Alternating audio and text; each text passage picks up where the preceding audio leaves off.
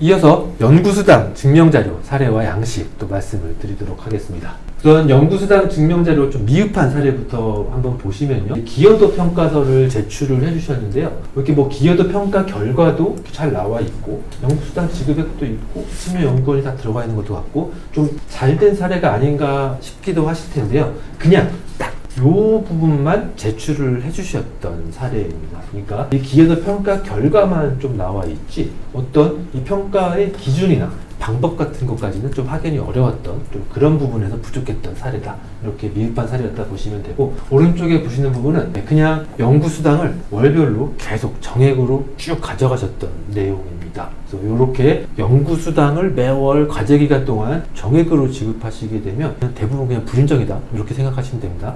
연구수당은 정액으로 지급받아 가시는 수당이 아니다. 이거 좀 기억을 반드시 해주시고요. 그래서 연구수당 표준 샘플 서류 양식은 연구수당 기여도 평가서가 되겠는데요. 가장 중요한 증명자료 연구수당에 있어서는 가장 중요한 증명자료 양식이고요. 그래서 보시면 중요하게 기억을 해주셔야 될 부분이 연구수당 같은 기여도 평가서에서는 전체 연구개발 기간 중에 참여하신 연구자 전부를 대상으로 평가하셔야 된다. 그러니까 과제 기간 중에 중도 퇴사하셨다든지 또는 일부 기간만 참여하셨던 분이 있어서 종료일 현재는 참여하지 않으신 분이 있더라도 그런 분들을 모두 포함해서 연구수당 평가 대상에 다 포함하셔야 된다. 이것도 기억해 주시고, 그 다음에 기여도 평가와 관련돼서는 평가 결과만 있으면 되는 게 아니라 평가 기준과 방법 등이 좀 같이 포함이 되어 있으셔야 된다. 이런 내용이고, 단순히 평가 결과만 있거나 또는 평가 결과와 전혀 연동되지 않는 연구수당 지급, 이러한 것들이 있으면 또 추가 소명 요청을 받으실 수 있습니다. 이러한 부분도 좀 주의해 주시고요.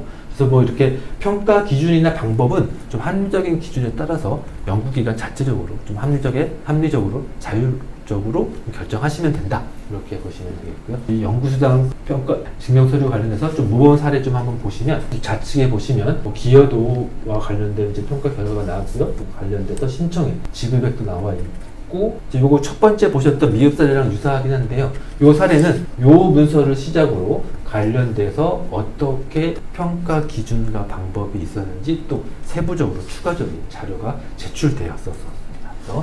전체 결과 보여주시고 각각 연구자별로 어떤 기준과 평가 점수 방법이 했다. 이렇게 또 나와 있고요. 그리고 또 이번에 지금 이 왼쪽에 보시는 사례는 이 평가 기준이 뭐 연구 윤리까지 포함해서 좀 되게 구체적으로 잘 평가 기준과 방법이 그리고 결과까지 같이 제시됐었던 표다. 이렇게 보시면 되겠고, 오른쪽은 연구수당도 실제 지급했었던 내용, 이체 내역도 이체 증명자료도 좀 같이 제출해 주시면 좋다. 제출해 주셔야 된다. 이렇게 또 말씀을 드리겠습니다. 여기까지가 연구수당 증명자료 관련된 내용이고요. 혹시 연구수당 관련해서도 좀 이렇게 말씀해 주실 부분들이 있으시면 좀 부탁을 드리겠습니다. 연구수당과 관련해서 가장 많이 질문이 오시는 부분이 지급 시기에 대한 문제, 언제쯤 지급을 해야 되냐라는 질문이 많이 오시는데, 혁신법에 말고 이제 산업부 과제를 하시는 분들은 산업부에서는 그 지급 시기에 대해서도 규정에 명시적으로 좀 기입이 돼 있는데, 단계 과제를 진행할 때 연차별로 연구수당을 주실 경우에 한해서 주실 경우에는 영리기관의 경우에는 연차의 마지막 월에 인건비 지급 이후라고 명시가 되어 있습니다. 그래서 우리 연차가 12월 31일 날 끝난다 그러면 12월에 인건비를 주는 날 이후에 연구수당을 지급하도록 되어 있습니다. 그래서 그 시기를 맞추지 않으면 불인정 대상이 되는 거고, 산업부처럼 규정이 명시가 되어 있지 않더라도 혁신법에서는 합리적 기준에 따라서 지급하도록 되어 있으니까 그 과제에서 달성해야 되는 목표라든지 성과가 달성되는 시점인 종료 시점에 집행하는 것이 가장 합리적으로 전문기관도 그렇고 그렇게 판단하고 있기 때문에 지급 시기에 대해서는 연구과제 시작 시점이라든지 중간에 지급해서 불인정 또는 여러가지 소명을 해야 되는 것들이 있을 수 있으니까 그런 것들은 좀 주의를 하실 필요가 있을 것 같습니다. 연구수당 지급 시기와 관련해서도 좀 좋은 말씀 해주셨고요. 지급 시기를 좀 막 이렇게 아까 좀 보셨던 사례처럼 매월 정액으로 지급한다든지 과제가 시작하는 시점에 일괄로 지급한다든지 이렇게 연구수당 취지와 반하게 전혀 비상식적으로 집행을 하시면 불인정될 수 있으시니까요. 방금 말씀해주신 지급시기 관련된 부분도 꼭 기억을 해주시길 바라겠습니다. 이어서 간접비 증명 사례도 한번 말씀을 드리도록 하겠습니다. 우선 이 간접비 관련해서는 영리기관의 간접비는 정산 대상인 건 다들 알고 계실 거고요. 그리고 영리기관이 간접비를 사용할 때는 간접비 사용 용도에 맞게 필요한 만큼만 사용하셔야 됩니다. 그리고 과제 수행 여부와 상관없이 발생하는 공통적인 회사 경비 비용은 간접비로 절대 사용 불가하다라는 것 좀 먼저 말씀을 드리고요. 저희 영리기업에서 간접비로 사용하시고 좀 하시는 주요 항목 중에 요즘에 하나가 이 안전관리비와 관련된 부분인데요. 여기와 관련된 미흡 사례 한번 보시면 왼쪽에 보시면 연구실 안전관리비로 39,000원을 쓰겠다. 요 과제에서 요 내용만 있었다. 뭘로 쓰겠다는 내용은 없고 어떤 품목을 쓰겠다라는 내용은 전혀 없이 과제와 관련성도 잘 모르겠고 구입 품목도 확인되지 않은 그런 증명자료였고요. 또 이 오른쪽 사례를 보시면 검수 확인서라고 제출을 해주셨는데 그냥 사진만 주신 거예요. 사진만 있고 검수 일자도 없고 그리고 과제 관련성도 잘 확인할 수 없고 이런 안전관리비와 관련된 좀 미흡 사례 좀 말씀을 좀 드렸고요. 간접비는 표준 샘플 양식은 크게 없습니다. 여기서도 내부 결제 문서가 가장 중요한 문서일 거고요. 과제와의 관련성이 어떻게 되는지, 또 얼마큼 필요한지 그런 부분 포함해서 내부 결제 문서 작성해 주시면 될 것 같고, 다시 한번 말씀드리지만 영리기관이 간접비를 사용하실 때는 과제와 관련돼야 되고 또 특허 출원 등록이라든지 안전관리, 과학문화활동비 이런 것 같이 간접비 사용 용도에 반드시 부합을 하셔야 됩니다. 그리고 필요한 만큼만 사용하셔야 된다. 이거 좀 말씀을 드리고 이렇게 사용했을 때 또 정산을 반드시 받아야 됩니다.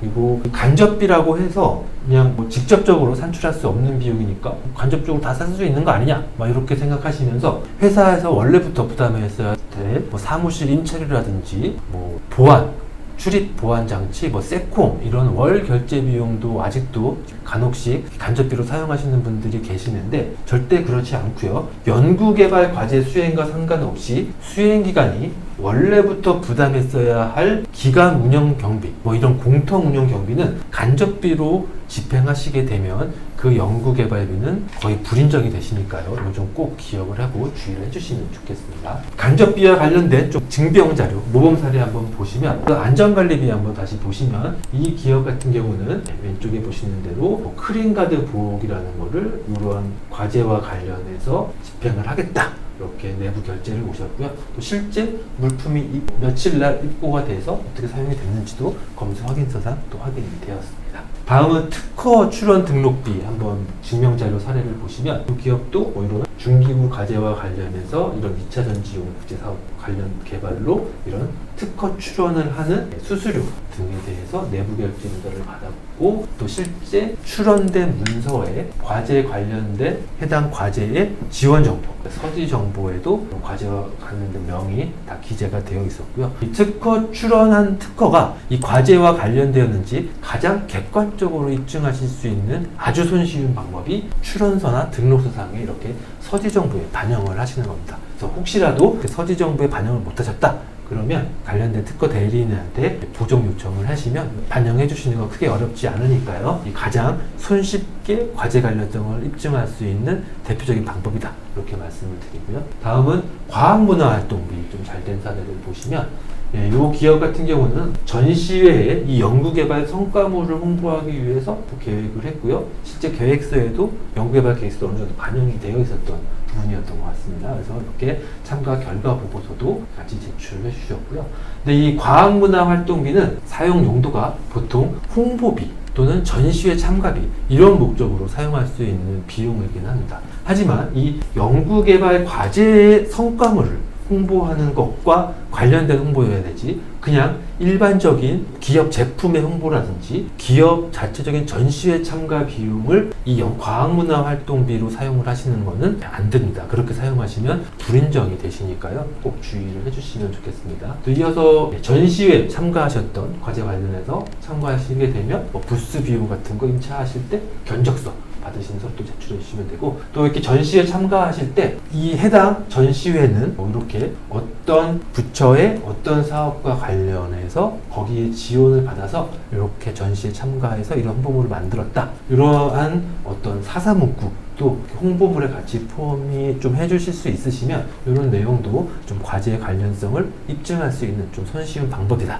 이렇게 또 참고로 말씀을 드리겠습니다. 여기까지가 저희가 간접비 관련해서 증명자료 사례 예시 이렇게 설명을 드렸고요. 그래서 저희가 이제 인건비부터 간접비까지 증명자료 미흡한 사례 그리고 표준 샘플 양식 그리고 모험 사례 이렇게 차례대로 말씀을 드렸는데요. 저희가 배포해드린 샘플 양식 한 번씩 보시면서 제가 중간중간에 말씀드렸던 주의할 내용들 그 샘플 양식이 어느 정도 들어가 있으니까요. 그거 좀 참고하셔서 연구개발 증명자료 관리에 좀 도움이 되셨으면 좋겠습니다. 이번 영상은 여기서 마치도록 하겠습니다. 감사합니다.